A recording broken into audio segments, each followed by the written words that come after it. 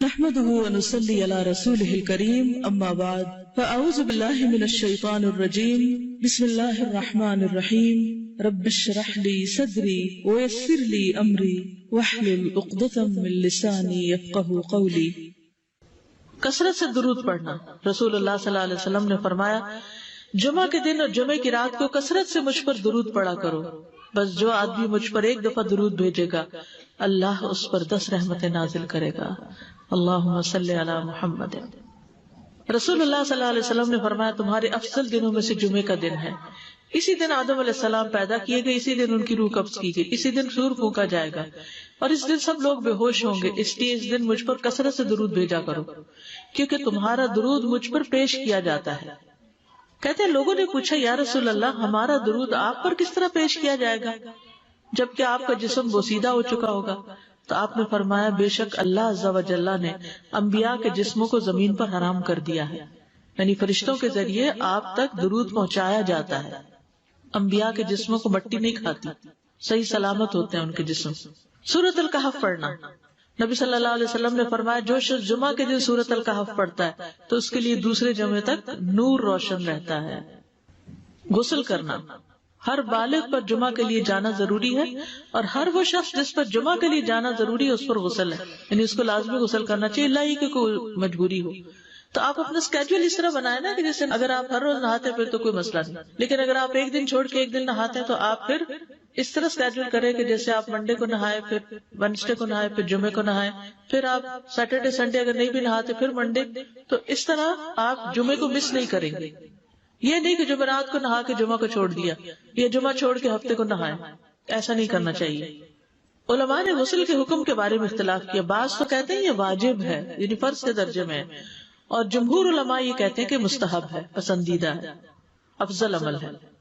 حدیث میں آتا ہے جس نے جمعے کے دن وضو کیا اس نے اچھا کیا اور جس نے غسل کیا تو یہ افضل ہے۔ صفائی میں مبالغہ ہوتی نا، ویکلی صفائی آپ کو کرنی ہوتی ہے، یعنی جیسے ناخن وغیرہ کاٹتے ہیں یا پھر اپنے زائد بال وغیرہ اتارتے ہیں، تو یہ سب چیزیں اگر جمعے کے دن ہو تو زیادہ بہتر ہے۔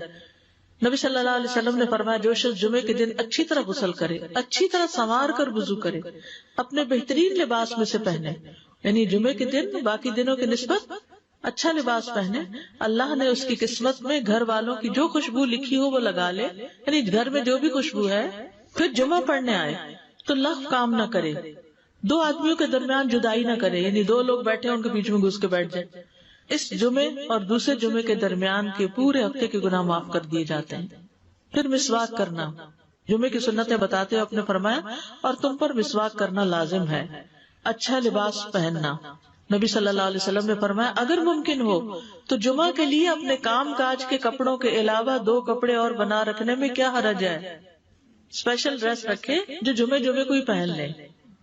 خوشبو لگانا، یعنی خوشبو لگائے، حدیث میں آتا ہے چاہے وہ عورت کی خوشبو سے ہو، یعنی آپ کی اپنی نہیں، بیوی کی خوشبو پڑی ہو وہی لگا لو، لیکن لگاؤ۔ تیل لگانا۔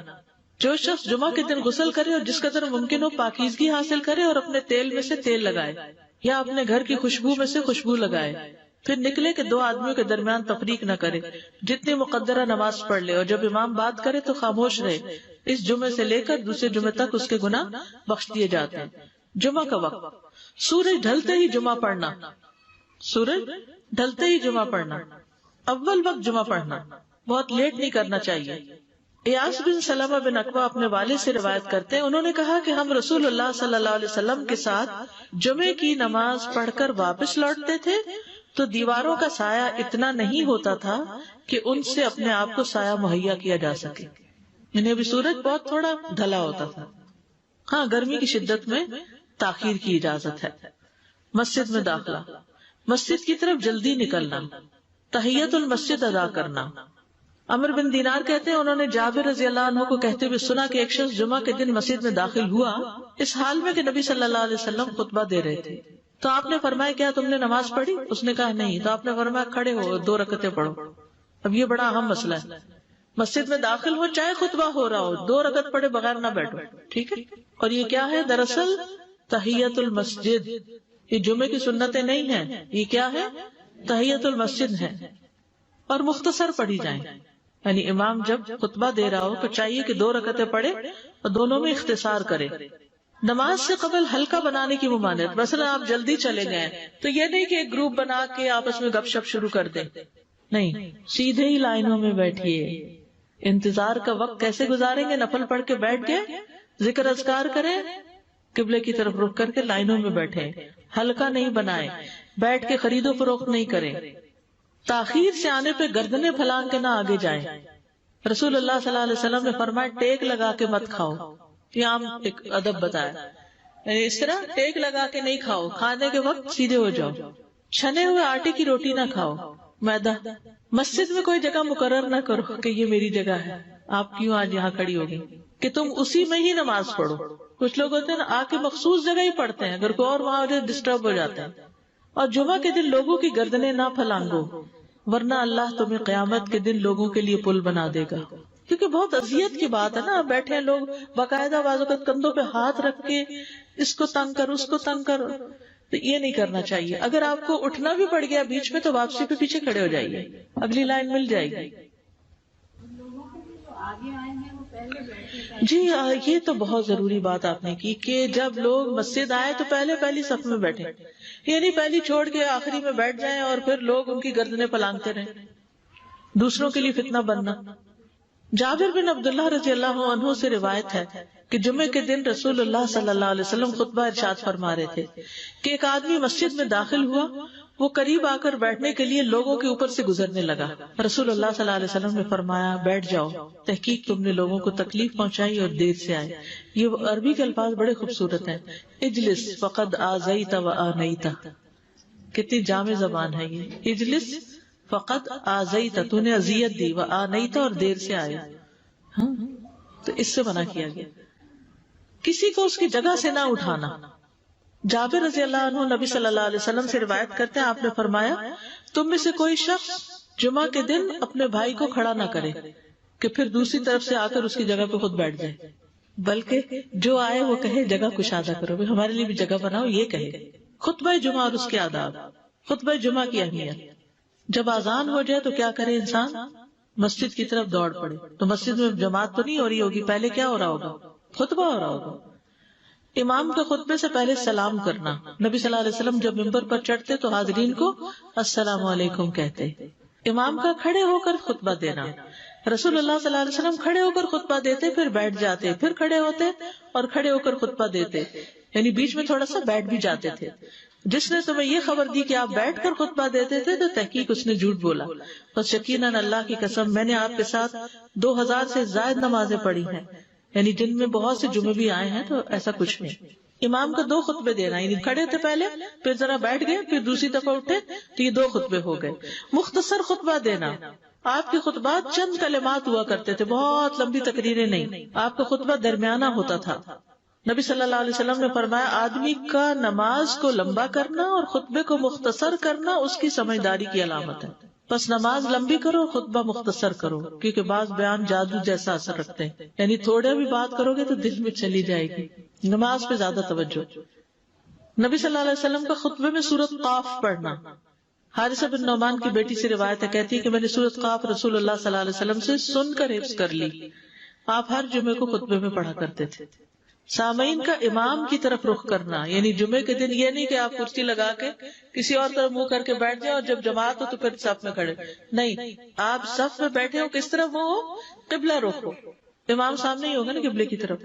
ایک صحابی کہتے کہ جب آپ ممبر پہ چڑھتے تو ہم اپنے چہروں کے ساتھ آپ کی طرف متوجہ ہوتے، ادھر ادھر نہیں دیکھتے تھے خطبے کے دوران. امام کے قریب بیٹھنا. اللہ کے نبی صلی اللہ علیہ وسلم نے فرمایا ذکر میں حاضر ہوا کرو، یعنی خطبہ میں، اور امام کے قریب بیٹھا کرو. بے شک آدمی دور ہوتا رہتا ہے حتیٰ کہ وہ جنت میں بھی پیچھے ہی ہوگا اگرچہ وہ اس میں داخل بھی ہو جائے. تاخیر کی اتنی مذمت ہے. خاموشی سے خطبہ سننا، یعنی بات نہیں کرنی چاہیے، کوئی اہم بات بھی نہیں پوچھنی چاہیے. ابن مسعود سے روایت ہے کہ انہوں نے ابی ابن کعب سے قرآن کی کسی آیت کے بارے میں سوال کیا جبکہ اللہ کے نبی خطبہ دے رہے تھے، تو انہوں نے اعراض کیا اور کوئی جواب نہ دیا. پھر جب آپ نے نماز پڑھائی تو ابی کہنے لگے تمہارا جمعہ ہی نہیں ہوا. تو ابن مسعود نے رسول اللہ صلی اللہ علیہ وسلم سے پوچھا تو آپ نے فرمایا ابی نے سچ کہا. کوئی بات کرنے کی اجازت نہیں، یہ کہنے کی بھی کہ چپ ہو جاؤ یہ بھی اجازت نہیں۔ عبداللہ بن مسعود کہتے کہ جب امام جمعہ کے لیے آ گیا پھر تمہارا اپنے ساتھی سے یہ کہنا کہ خاموش رہو لغویت کے لیے کافی ہے، یہ بھی لغو بات ہے۔ کوئی لغو حرکت نہ کرنا، کنکریوں سے نہ کھیلنا، فون سے نہیں کھیلنا، میسجز چیک نہیں کرنا، انگلیوں میں انگلیاں ڈال کے پٹاخے نہیں بجانا، گوٹ مار کے نہیں بیٹھنا۔ گوٹ مار کے کیسے بیٹھتے ہیں؟ گھٹنے اوپر کر کے اور یوں ایسے گھٹنوں کے گرد ہاتھ ڈال کے۔ کئی دفعہ ایسے نظر آتا ہے کہ خطبے میں لوگ اس طرح بیٹھے ہوتے ہیں کیونکہ پتہ نہیں ہے، یعنی آپ چوکڑی مار سکتے ہیں۔ آپ سب سے افضل پوزیشن تو یہ ہے کہ جیسے نماز کے اتحیات میں ہم بیٹھتے ہیں، لیکن کچھ لوگ اس طرح بیٹھ نہیں سکتے، چلے کرسی پہ بیٹھ جائیں۔ اگر کرسی نہیں ہے نیچے بیٹھے ہیں تو چوکڑی مار کے بیٹھ جائیں، مگر ٹانگیں اس طرح پیٹ کے ساتھ لگا کے گھٹنوں پہ ہاتھ کو بل دے کے اس طرح نہیں بیٹھے۔ اگر مجبوری ہے تو وہ اور بات ہے، لیکن یہ کہ بلا وجہ نہیں کرنا چاہیے کیونکہ ادب کے خلاف ہے۔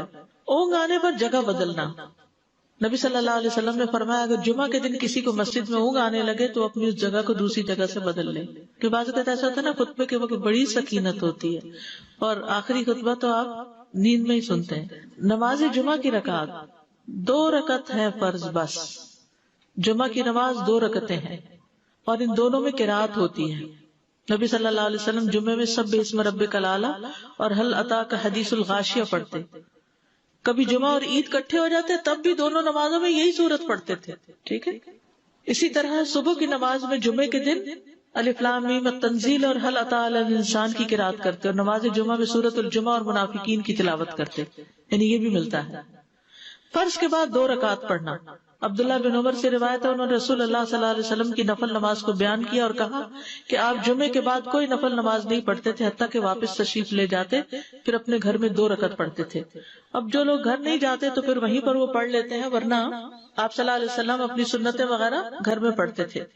اور اسی طرح 4 بھی پڑھی جا سکتی، 2 بھی ہیں 4 بھی ہیں۔ آپ صلی اللہ علیہ وسلم نے فرمایا جب تم میں سے کوئی جمعہ پڑھ چکے تو اس کے بعد 4 رکعتیں پڑھے، یہ آپ کا حکم ہے۔ تو جب آپ کا 2 چیزیں ہوتی ہیں سمجھنے کے لیے، ایک آپ کا فعل ہوتا ہے اور ایک آپ کا حکم ہوتا ہے، تو ہمارے لیے کیا ہے جو آپ کا حکم ہو۔ جمعے کے بعد کوئی اور نماز پڑھنے سے پہلے گفتگو کرنا، یعنی سنت پڑھنے سے پہلے گفتگو کرنا۔ اسما بن مالک سے مرفوعاً روایت ہے کہ جب تم میں سے کوئی آدمی جمعہ کی نماز پڑھے تو اس کے بعد اس وقت تک کوئی نماز ادا نہ کرے جب تک کسی سے کلام نہ کرے یا اس جگہ سے نکل نہ جائے۔ پہلے منع تھا، اب کوئی نہ کوئی بات کر لینی چاہیے، نہیں سمجھ آئی؟ یعنی جمعہ پڑھ لیا آپ نے اور پھر کسی سے آپ سلام دعا کر لیں، اس کے بعد سنت پڑھیں یا نفل جو بھی، ٹھیک ہے۔ اور گھر جانا تو گھر جا کے پڑھیں، اور اگر گھر نہیں جانا کام پہ جانا تو ادھر ہی پڑھ کے چلے جائیں۔ کتنا پیارا ہے ہمارا دین کہ اتنا لمبا بھی چپ کا روزہ نہیں رکھوایا۔ بالکل۔ عاصم سے روایت ہے، وہ ابو قلابہ سے نقل کرتے ہیں، میں نے ان کے ساتھ جمعہ کی نماز پڑھی، جب میں نے اپنی نماز پوری کر لی انہوں نے میرے ہاتھ کو پکڑا اور میری جگہ پر کھڑے ہوئے اور مجھے اپنی جگہ پہ کھڑا کیا۔ وہ جو ہم چینج کرتے ہیں نا جگہ، وہ اس کی بات ہو رہی ہے، یعنی جمعے کے بعد کوئی اور نماز پڑھنے سے پہلے بات بھی کر لینا، جگہ بھی تبدیل کرنا۔ لیکن اگر کچھ لوگ پہلے سے ہی آپ کی سنتیں شروع کر چکے اور کوئی چینج کرنے والا نہیں تو پھر پڑھ لیجیے۔ یعنی یہ مستحب اعمال ہے، ان میں ایسا نہیں کہ کوئی گناہ لازم ہو جائے گا، لیکن افضل یہ ہے، افضل سے اجر زیادہ ہو جاتا ہے۔ جمعہ کے دیگر احکام، 1 رکعت پانے پر بھی جمعہ ادا ہو جاتا ہے، یعنی اگر کسی کو رش مل گیا، پارکنگ نہیں ملی اور 1 رکعت میں بھی پہنچ گیا تو جمعہ ہو گیا۔ امام سے دعا کا کہنا، انس کہتے ہیں کہ ایک سال نبی صلی اللہ علیہ وسلم کے عہد